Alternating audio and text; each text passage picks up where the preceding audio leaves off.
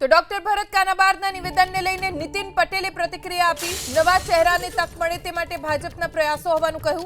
60 વર્ષથી ઊંચી ઉંમરના અનુભવીને તક અપાઈ છે તેવું નીતિન પટેલે કહ્યું।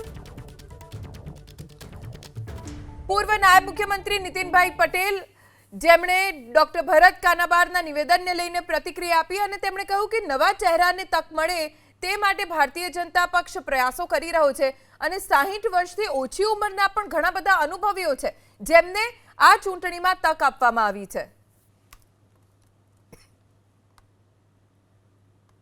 પક્ષની અંદર નવયુવાનો આવે, ભાઈઓ બહેનો આવે, દરેક જ્ઞાતિ જાતિ સમાજના યુવાનો આવે, એ માટે સ્વાભાવિક દર વખતે પક્ષ પ્રયત્ન કરતો હોય છે।